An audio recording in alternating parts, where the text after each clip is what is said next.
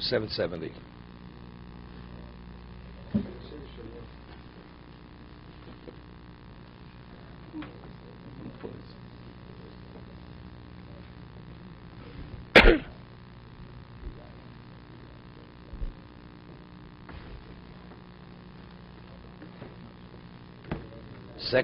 Second paragraph.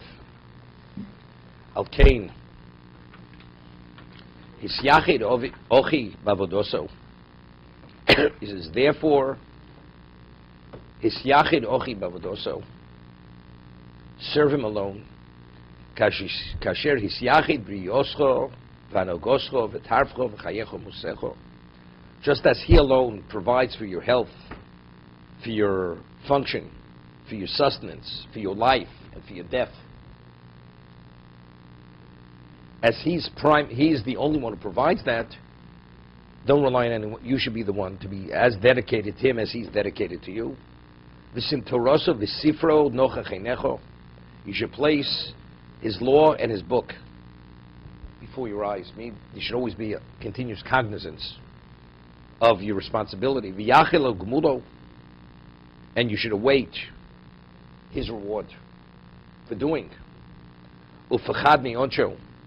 And you should be fearful of his punishment.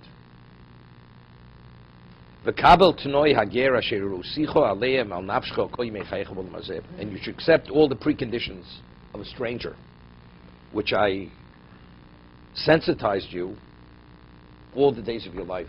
We said earlier, if you're a stranger, you're here at the good graces of the host, and they're prerequisites. As he said, you abide by the laws, the host, the king will provide. If not, you can be seriously punished. One is exit. You have an open-ended visa, but the government tells you when you leave, and it's on a moment's notice.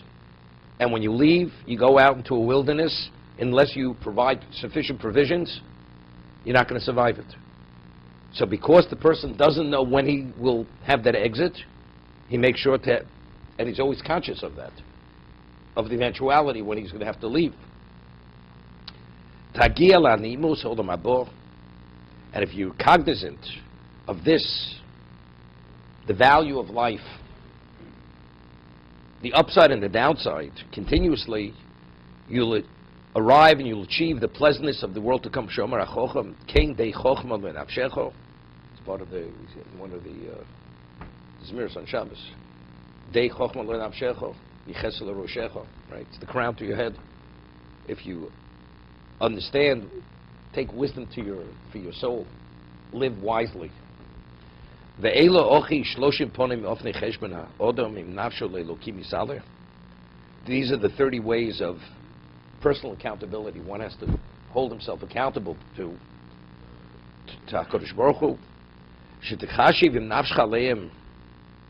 If you take this into consideration regarding your soul, sitin adin ma'atzmo behem.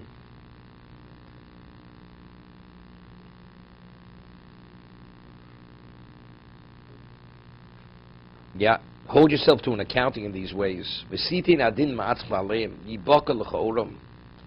The light will pierce v'yakavos chazoram, and the rays will engulf you. V'chashov behem tomid. And you'll always take this into consideration. And you'll take them to heart. All these ways, all the days of your life. I always say, what is life? Could you imagine going through a minefield without a map and a mine detector? You step in a location where you shouldn't, your life ends instantaneously. Or at best, you'll be maimed and crippled.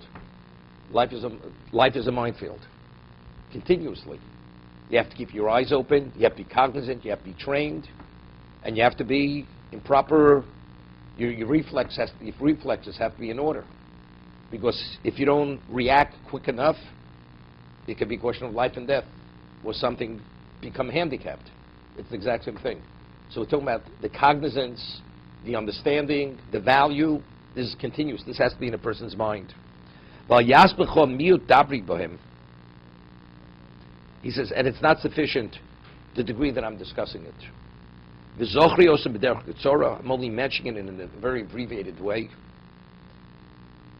It's like the Chofetz Chaim writes in his work, Chofetz Chaim.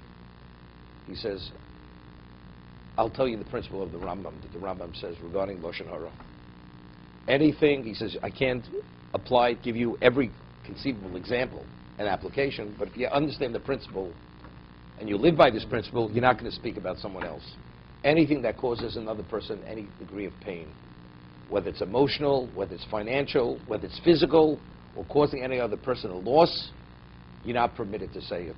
That's the Rambam's principle. And if you live by that principle, you're going to be careful what you say. It's the same thing. Because as much as I've spoken, I haven't spoken enough. But the gist and the understanding, the perspective, you understand. He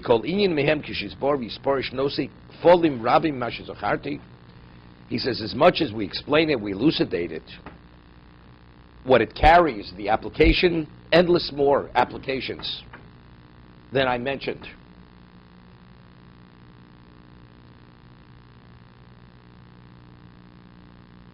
You know, what's a Chazal tell us? We have two classifications of people. You have Chocham and you have Novon.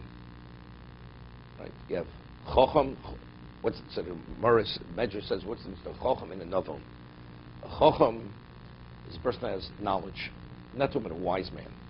If a person's wise, he's a Novon also. Chocham means he has a trove of knowledge. You ask him anything, instantaneously he could tell you whatever you're asking, fact-wise. A Novon is a person who processes the information, and because he fully coalesces the knowledge that he has, he understands many other things.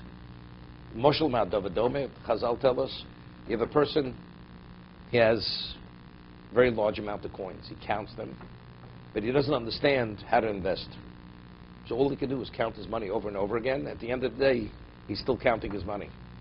The person who's the banker, who understands the value of money and how to invest money, by investing it properly and responsibly, he has multiples at the end of the day. That's the difference between the Chocham and Novon.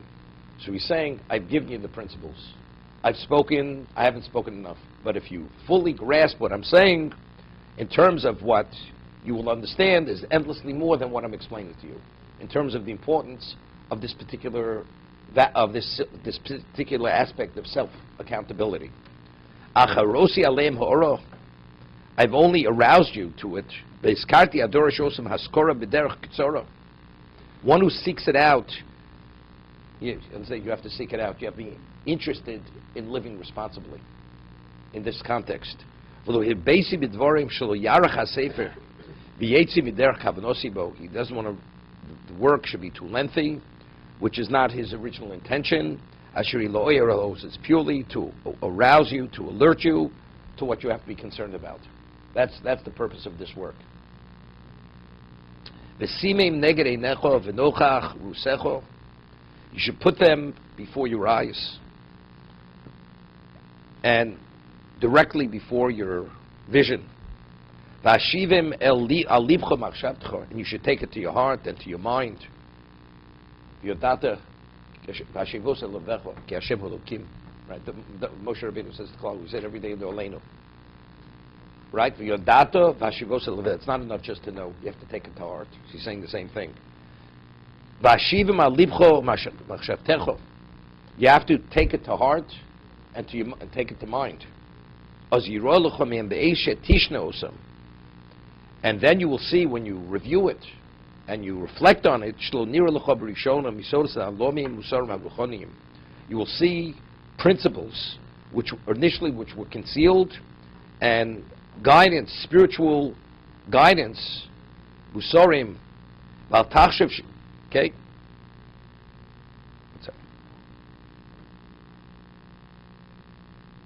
We find by the Makos, by Borod, Moshe says there's going to be hail and fire. Anything that's found in the field will be killed, will be destroyed. So it says people, they brought in their livestock, and the people went in, but it says, Asher lo som libo. The person who wasn't som libo, it's pasuk in the Torah, they were killed. Listen, Burns were holding by the end of the plagues already.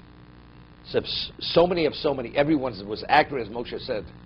How do you not? How do you live so irresponsibly? It says, Asher lo sim libo. A person did not allow him to really take it to mind. No, people are lives. It's like the Gemara says, eat, drink, be merry, for tomorrow we shall die. People are saying that. Take it all in, but if you're going to die, don't you think you should understand there's going to be an accountability? People don't think about that. You need sima slave. You have to really go that extra step. There's always the therefore that follows. Therefore, live responsibly. If tomorrow you're going to die, there's going to be an accountability. There's going to be a reckoning. You have to live responsibly. The one who did not take it to heart, he left his livestock in the field, and they were killed. And people, you have to have sima slave, and that's what he's speaking about over here. As much as I talk about it, he says, unless you take it to heart and take it to mind, it's not going to affect you. To be continued.